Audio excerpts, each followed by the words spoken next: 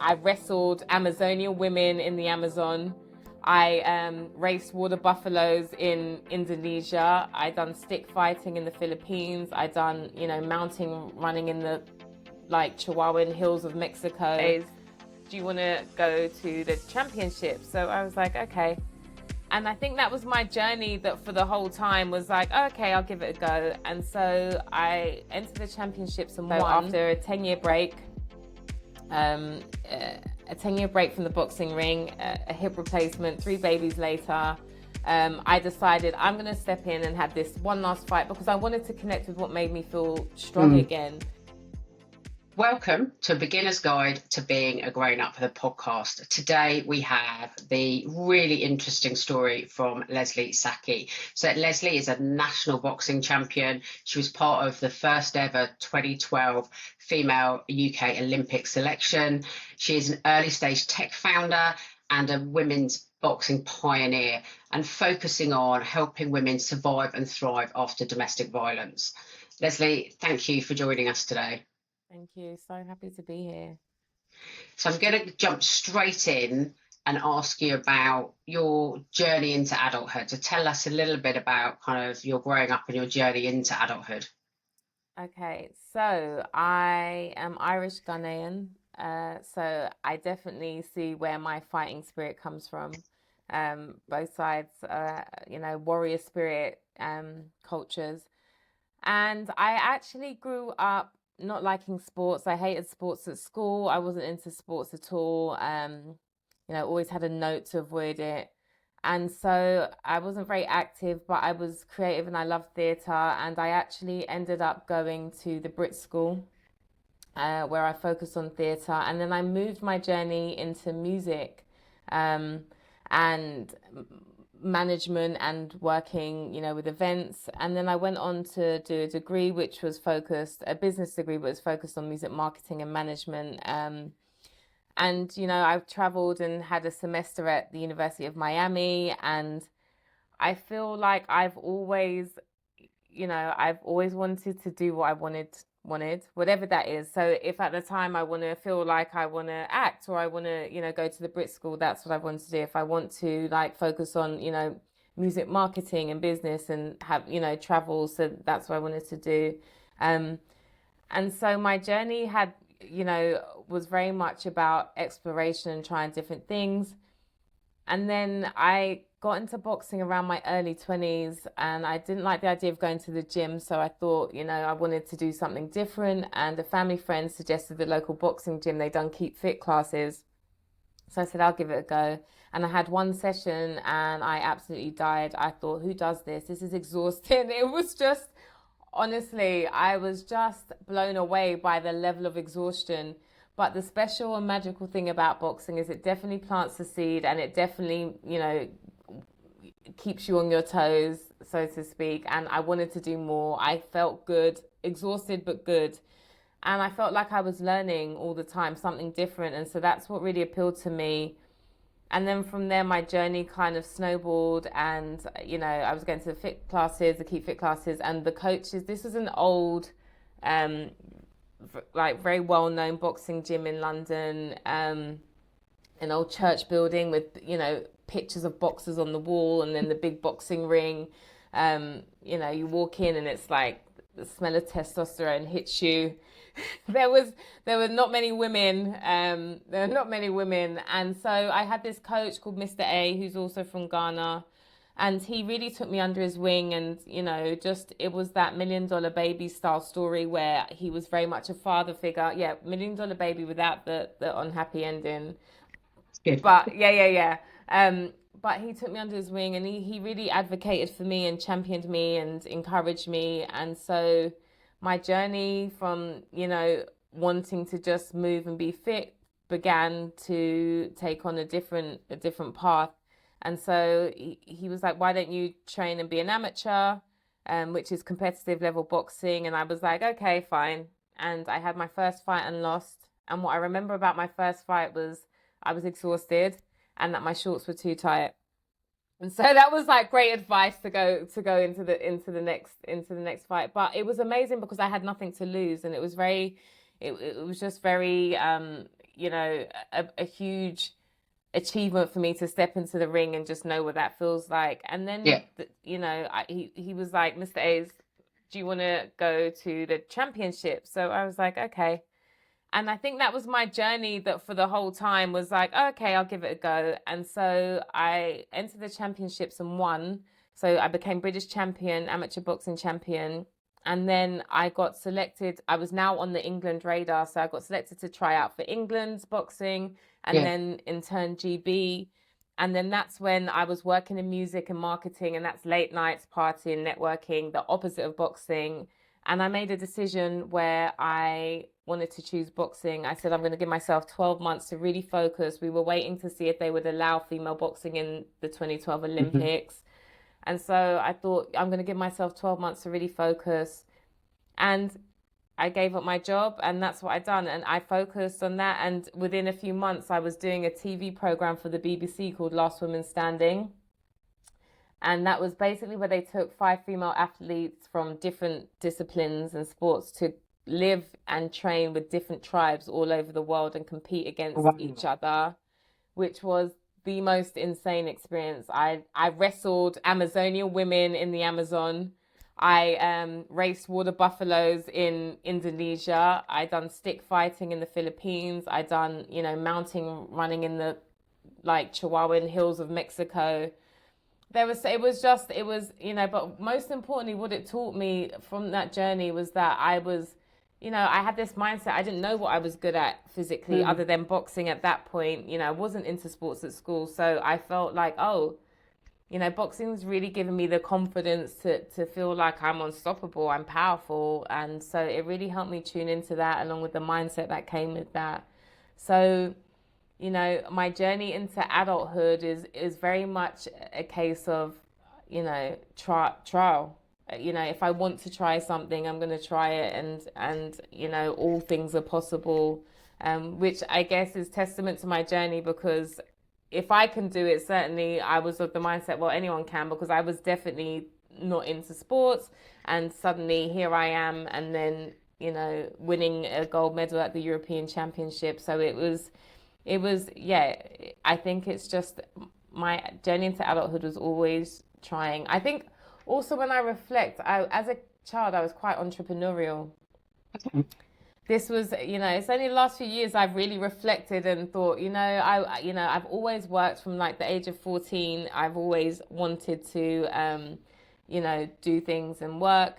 And so I definitely think I had a good, strong work ethic, but I was entrepreneurial from my first business was in primary school, where I was selling, friendship bands. And it was a great business. We called it strings. And we make these friendship bands out of strings, and whatever money we'd get, I would then buy the threads to make more. And so it was, very early on. And then in my teenage years, I remember selling, or not teenage years, when I was a bit younger, selling, free newspapers to people where we were living on their way home from work, or walking dogs, or there was always something I was doing, or when it was hot, um, selling water bottles in traffic jams. And I was always very entrepreneurial, so I think my journey was always going to lead me to doing something that required me um founding my own business eventually. Wow. I think clearly then the discipline from the boxing as well, alongside that, like real entrepreneurial kind of principle that you've had all your life.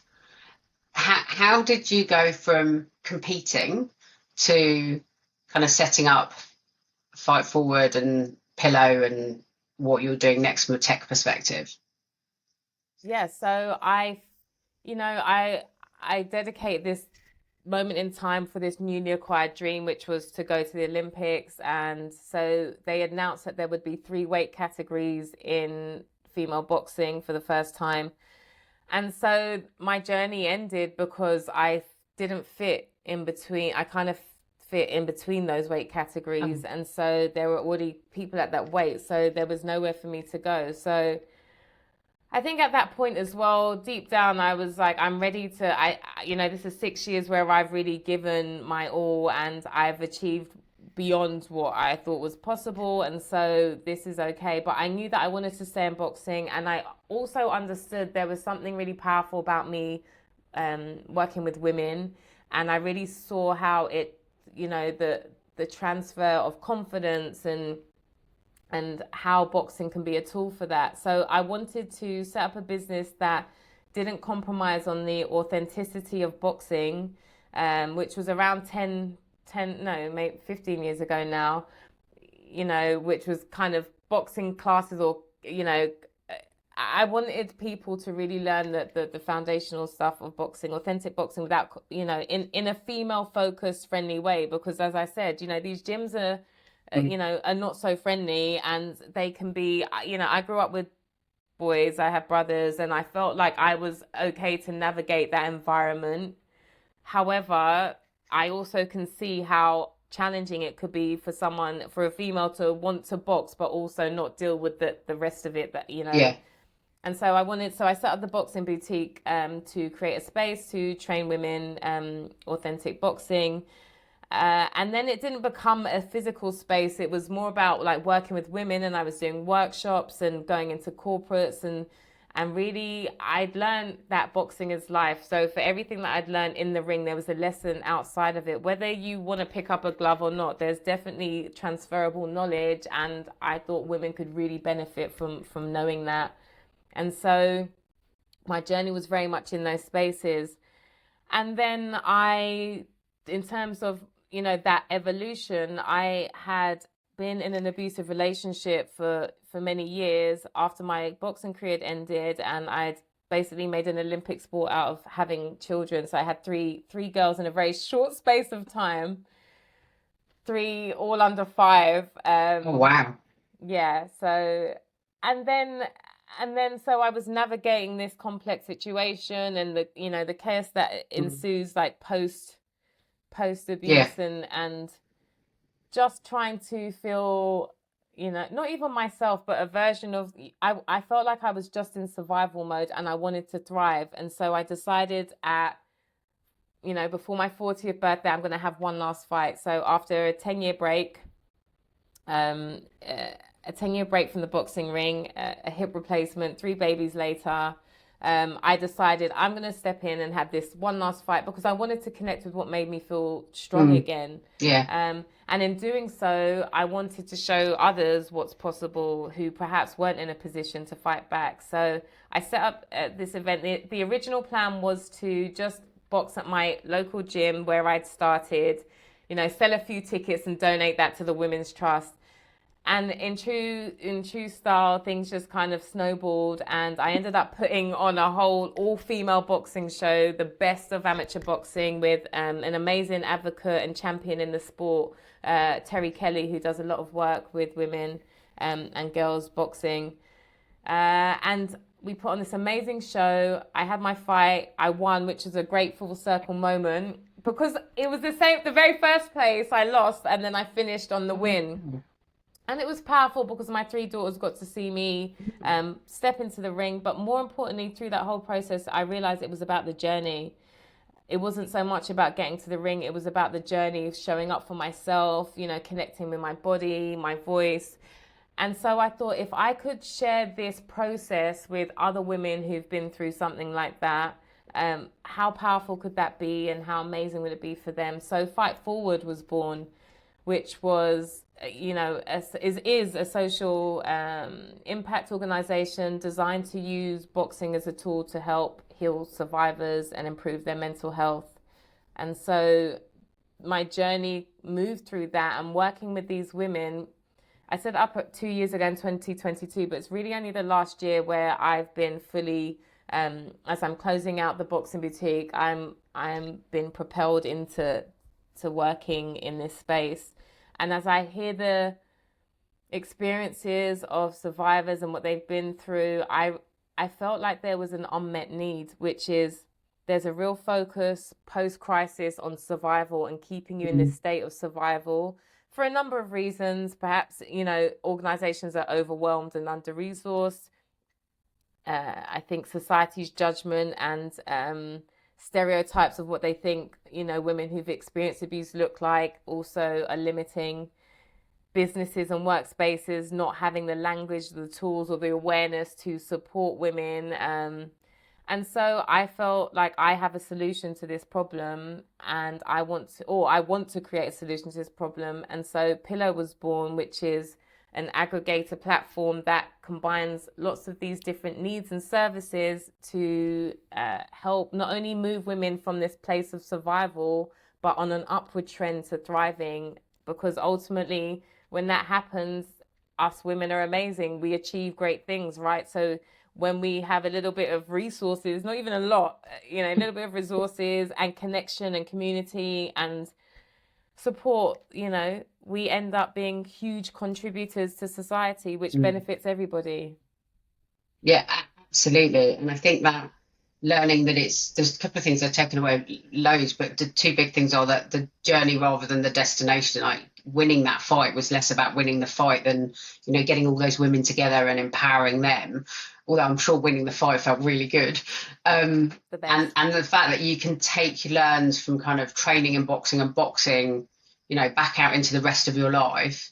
And I think turning something that can be seen as quite a violent sport into something that is helping women to thrive post domestic abuse, I think is also an amazing thing, which kind of gives them empowerment. Like you said, you felt really empowered. I think that's just phenomenal. So if I take back to your 18-year-old self, already a bit entrepreneurial, but, you know, having been to the Brit School, you know, off to university to do music, nothing to do with boxing. If she looked at you now, what would she recognize in you? That, you know, the ambition. She'd recognize that I've always, like the achievement, I've Yeah, always wanted to do well. yeah. And so that's transferable, and that anything I decide that I want to do, then then it's a go. I I'm think the getting that hardest, impression. I'm getting that impression, Lesley. but I think the hard where my challenge is deciding. I know that once I've kind of locked in and said, okay, this is it. But I Yeah, think it's the getting to that point which is the challenge for me, because ultimately I'm my toughest opponent. But once I've decided, actually, I you know, this is this is this is it, then I think that's it's locked in. That's the decision, right? but Yeah, so, so the ambition piece you'd clearly recognise. I'm guessing she probably wouldn't recognise the boxing side, given that you weren't into sport when you were definitely younger. But not. what would she be absolutely blown away by if she looked at you now with your three daughters, running a business, starting a tech startup? What would she be blown away by?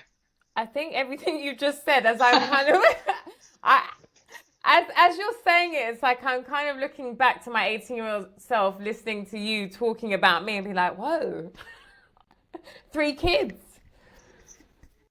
a business or two, and tech, boxing. You know, I just, I think she'd be like, wow, okay, you know, great.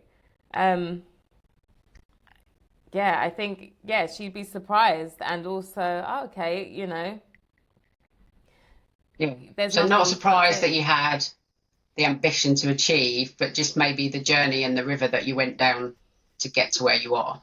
Yeah, and also because we have, you know, when we're younger, we definitely have I definitely had a kind of framework of what I think my life, or what I'd like my life to look like, and of course we all know that Yeah, it's never bears yeah, any resemblance, does it? absolutely not. It's kind of how I feel about my birth plan, to be honest. I don't know where, but just going off on a tangent, but you know, I had this having my first child, and you know, they tell you to create this birth plan of what you think it's going to be, and I was like, I want this music, and then you know, some snacks, these are my snacks, and then I want my baby handed to me, and you know, and it was just such a shock, um that you know that it, and so like humbling as well, that you know, you think you can have a really clear, or that you can try and plan for something, and actually, you know, The universe knows something Yeah. different. Yeah. I'm a great believer in having a plan, but completely accepting that nothing will happen in that plan in the order that you've put it in. But it's Yeah. reassuring to have one to start with. I kind of feel like on from a boxing training perspective, that must be really important as well. That kind of being able to I'm going to say duck and dive just because we're talking about boxing, but Yeah. being able to adjust Bob and and maneuver. weave. Yeah, Bob and weave, that's it. yeah, bob and weave is, I think, and it's both because the beautiful synchronicity of it all is that you have to be able to adapt and also be open to receive um and to allow yourself to think all possibilities, which means that that gives you it puts you in a position that actually you're visionary, right? Yeah, So you're doing what seems impossible, and that's how, things get done. And then the other side of that is, of course, we need a framework and we need a plan, and that's, we have to work towards these actionable things that help us move towards that. yeah. And I think it's both. It's about straddling both. Ultimately, for me as personally as well, I definitely need a framework and a plan, and understanding through life and experience that things don't go to plan, and can we adapt? Absolutely. And Yeah. I just happen to have a few more tools in my backpack now to Mm, navigate those changes. yeah. Amazing. So thinking about that journey that you've been on, um, what's out of all of the decisions you've had to make over the years, what was your best decision? Oh, there's so many. I mean, I think you'd have to like divide it into professional and then personal. Oh, there's so many. I always want to say, I mean, my best decision was to box, to compete. I think that really set the foundation and the trajectory of my life. And good or bad, it really gave me some tools to navigate the hard and the great as well. It's the gift that keeps on giving. So I think definitely the decision to box has given me so much in terms of community and connection. And again, I say this without, it doesn't have to be just like boxers and athletes connecting, even just to speak to you here now and share the journey, that's a form of connection. And yes, so many things. But just that first time of going, I'm going to go, and maybe the going back after the first time where you were like, oh my God, Yeah, this I was think so that hard. that that's phase one, and then the second one was when Mr. A says, "Oh, do you want to have a fight?" And so I think my decision to, okay then, and I lost, Mm, and I was exhausted, and I've never since my whole life never known tiredness like it. I couldn't even stand up. wow. Um, and so my decision to go back in after that was just, yeah, Yeah. was admirable, I guess. Yeah. Well, I think back to that, you're clearly quite tenacious, you're clearly quite resilient. Um, I get the impression that you don't stay down long if something beats you. Absolutely.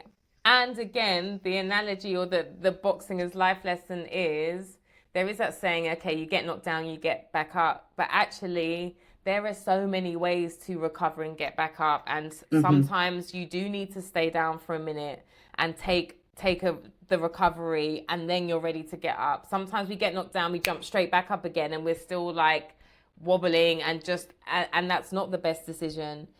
Sometimes, and I think that could definitely be like shown more. Resilience isn't just getting back up as soon as you've been knocked down. It's actually knowing when to get back up and give yourself a moment on the canvas because that fucking hurt. Sorry, can I swear? But like, Yeah, and that's fine. yeah, yeah, that I need to stay on the canvas and I need to take a moment and I need to feel it and then I can get up again. I think that's really powerful because I think a lot of the time, especially I think as women, at work, at home, we constantly you get knocked down and you're like, right, I've got to keep going, I've got to get up. And actually learning to take a step back and take a bit of a breath, Yeah, lying on the canvas and just go, okay, that didn't work. yeah. before you stand back up again. I think it's really powerful learn. Yeah, absolutely. And I've only learned that by doing the opposite. Yes, I think we all learn much more from our failures than we do our successes, don't we? Absolutely. Um, and talking about failure, obviously you had that first fight that you didn't win. Have you got any other kind of pivotal failure moments that you've had that have really kind of formed you and the approach that you take either in business or personally? Think, I think when a relationship doesn't work out, I think often as when we look at it as failure. Mm, And I think especially when there's children involved, you know, yeah. again, this plan of what you think things should be or look like, and they don't turn out to be like that. So, I mean, for a while, I thought that felt like failure. Now I see that as, good decision making and self preservation, Mm, and you know, I think I think failures are, are great because we learn from them. Um, but I definitely think it's interesting how, like, the narrative that we speak to ourselves mm, around failure, again, myself included. And so an example was in that relation, like feeling like it was failure, but actually being able to say, okay, of course I can see why that feels like that, but actually this is what it is, and this is the growth from that, and it was self-preservation, and yeah. just learning to talk to yourself kindly, even in the things that feel like failure, I guess, and then like learning from it. But that takes time also. So sometimes you just need a minute on the canvas, and then you can get up again and learn from those failures, right? Yeah. And I think it's very hard when you're in it to be able to think well and in a considered way, isn't it? And that's why we always look back and have learned. But in the moment, that's really hard because if you feel like it's a failure, it's then very hard to take that moment and pick yourself back up again and plow forward. Yeah, absolutely. But yeah, failures, we need it. Mm, It's information. If we're doing well and winning at everything, then where's the growth or the fun and the yeah, messiness of it all, yeah, yeah. And the messiness is where the memories come, right? Yeah. Um, so I'm sure you've been given lots of advice over the years. I know I have, both good and bad. Some of which I've taken, some of which I haven't. You obviously had a great trainer early on, who kind of, I'm sure, gave you great advice. Um, what is the best piece of advice that you've had, but that you chose to ignore?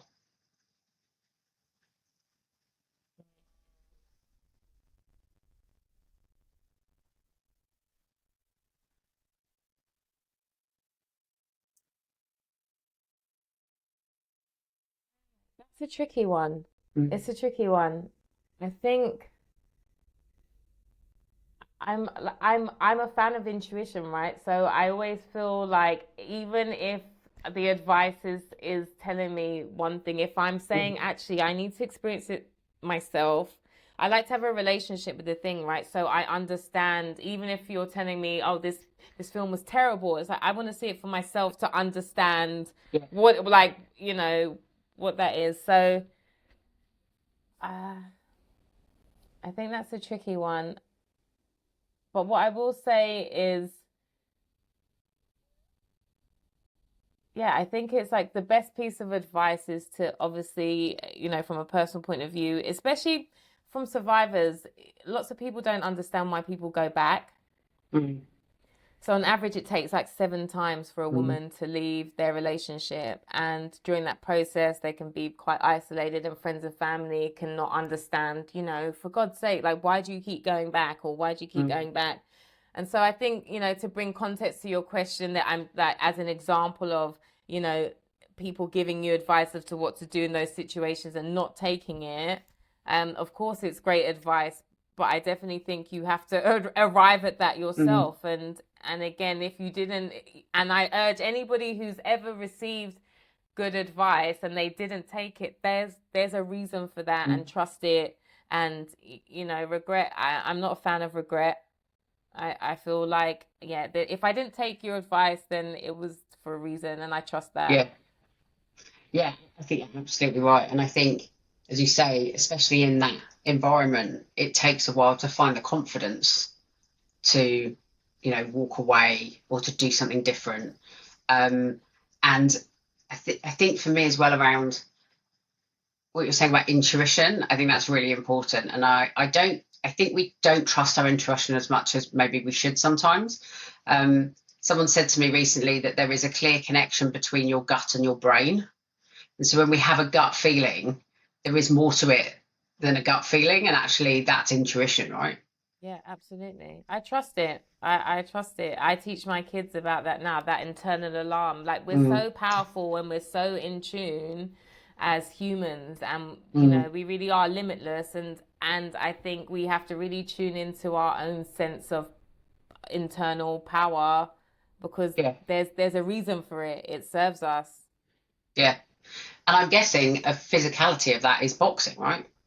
Yeah, definitely. And also it's so interesting. I think any type of movement, whether even just like Mm. standing with your shoulders back and your head up, immediately Let me you're sit like, up straight now. yeah. Even as myself, it's like, okay, even it's just a small shift of movement. Our bodies are tools, right? Yeah. So just to be able to shift and change your way of being in a split second can completely alter your Mm, mindset, your way of being, your feeling. So, and I think that's a really simple gem that we could all benefit from, but somehow we don't seem to have access to, or yeah. reminding. I think Mm, kids do it really well. As adults, we've lost that along the way. yeah. No, I think you're probably right. I don't know how, but we've got to the last question, and it's been so interesting learning about your story and the journey that you've been through and the learns that you've had. Um, ask this of everybody, which is if the guide existed, if there was a guide to being a grown up that we could give to our younger selves, what would you put in it? So, what would you put in the beginner's guide? Don't do it. Don't grow up. No. Don't do it. It's Stay a a child trap. forever. Yeah, yeah, yeah. It's a trap. It's not. It's not that fun. I would say trust your intuition. That's the first and foremost. Like trust your intuition. Keep pouring into yourself. Trust that you are the best person for the job, whatever that is. When it comes to you externally, internally, keep pouring into yourself and trust your intuition. You're great. Amazing. Yeah. I mean, I'm not sure I can think of a better way to finish the podcast. Trust your intuition, and you're great. I think probably epitomizes everything. Lesley, thank you so much for your time today. I know the listeners are going to love listening to your story. I feel a number of them may go out and pick up boxing. I'm definitely tempted. Absolutely. Yeah, and we're running a program actually, the Fight Forward program, a 10-week program where we train women, not just survivors, to actually go on a journey and step into the ring. And Wow. so, yeah, we're currently looking for corporate sponsors and brand partnerships to support the program and be a part of something really amazing. The last one was, we're actually going to be we were covered by Channel 4. BBC going to release a piece that they've done next week actually, Brilliant. on what we've been doing as well. So definitely stay tuned, and if you want to support, like, follow us on the socials. Sounds amazing. We'll put all of the links to that in the show notes for the podcast. So all that's left for me to do is say thank you very much for spending some time with us today and telling us your story. Thank you so much. Thank you for listening to this episode of A Beginner's Guide to Being a Grown Up. If you enjoyed it, please like, follow and subscribe wherever you get your podcasts. If there's someone who inspires you that you'd like me to interview, you can find me on LinkedIn, Instagram and TikTok. In the meantime, enjoy being a grown up.